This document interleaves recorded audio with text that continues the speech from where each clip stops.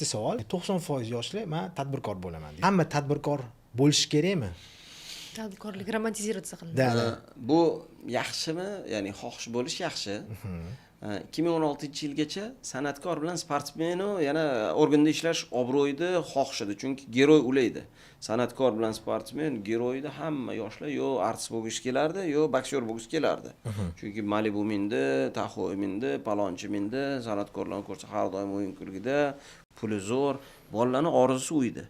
San'atkor bo'lib sportmen bo'lish hammaga bo'lmagandek, tadbirkor bo'lish ham hammaga emas-da.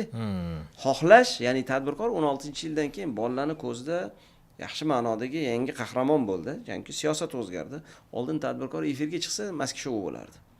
Bizlar shu oddiy tashabbusda jurnalist kelib bugungi nima выставка haqida so'z bersa, Hasan aka bilan qo'rqmasdan, bu mamlaqa shu tashabbus bo'ldi, tadbirkorlarning выставкасы bo'ldi deb gapirsak, odamimizni endi tanish bilishlar bo'lsa, Hoji aka, Hasanjon kamroq ko'rsatib efirlarga chiqsin, ko'z tegadi.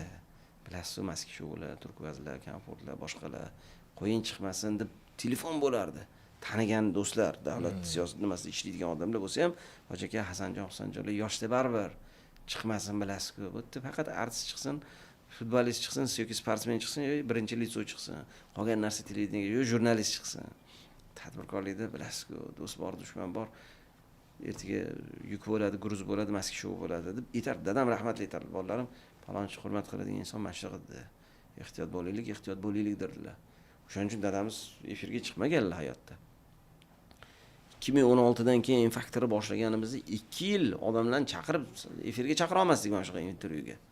Qo'ying aka, bilasiz-ku, ko'z tegadi. Ishondi, tadbirkor ishondiki, shu bilimni do'stlashish mumkin. Men hozir gapirayotgan gapim uchun ham mask shou bo'lardim-da, yoki siz nima qilyapsiz deb menga chaqirishardi. O'shaning uchun aytmoqchi bo'lganligim, tadbirkor bo'lish havasi yaxshimi? Albatta yaxshi. Chunki tadbirkorlikda oshing halol bo'lsa ko'chada ye.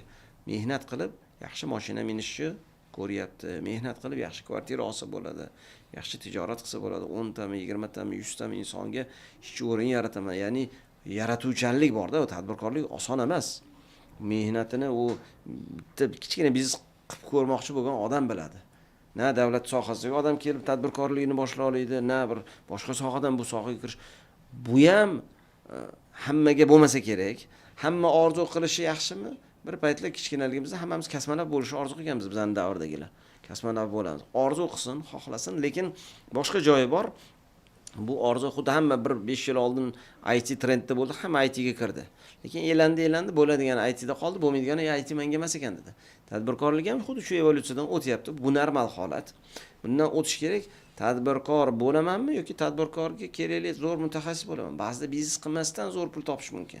Mana Amerikada, Yevropada, Moskvada ham hamma biznesmen bo'laman demaydi.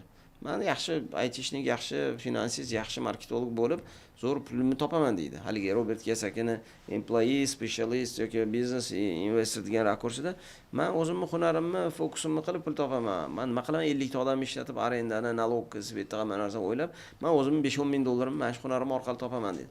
Prosta bugungacha oylikda unaqa 1000 dollardan ko'p topish mumkin bo'lmaganda. Lekin men har doim aytaman, oylikda O'zbekiston sharoitida kelibsa Lazzakani ko'p misol qilaman-da. Oylikka ishlab yiliga 200 ming, 300 ming dollar oylik topganda, masalan, zo'r katta kompaniyaga mutaxassis bo'lib. Ketaman desalar, nima qilasizdan biznes ochaman. Lazika, biznesmenlar sizchalik pul topmaydi deyman. Sizniki net bu deyman. Ular оборот shuncha bo'lsa xursand bo'ladi ko'pi deyman. Net profitda sizchalik 200 ming, 300 ming dollar topayotgani kam deyman. Nomi biznesmeni, lekin mingta beradigan joy bor-da, arenda deydi, oylik deydi, nalog deydi, qarz deydi, debitorka, kreditorka, mingta masala qo'ying tinchgina oylik. Men siz qo'limdan kelsa, men borib sapizni sotuvchilik qilib 200 ming, 300 ming dollar kelasamsa borardim deyman. O'shaning uchun bolalarga, mayli tadbirkor bo'la olmasang, zo'r mutaxassis bo'l, tadbirkorga zo'r mutaxassis kerak.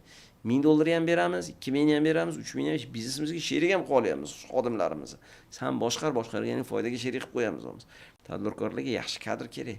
Faqat evolyutsiya bor. Birdaniga bo'la olmaysan degan kutuvni berish kerak.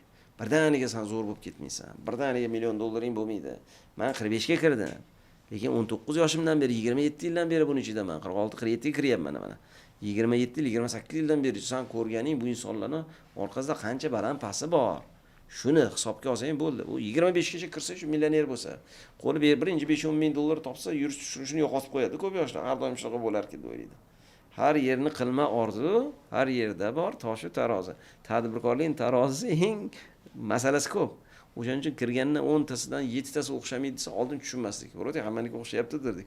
Hozir kirgandan 10 tadan 9 tasiga o'xshamaydi desa, o'zim ham ishonaman. Mana shu infaktorga borsangiz, Hasan aka bitta devorda loyihalar fabrikasi deb qo'ygan 20 ta loyiha. Aytaman, loyihalar qabristoni deyman. 20 tasidan 16 tasi o'xshamaganda, 4 tasi pul keltirsang katta gapda.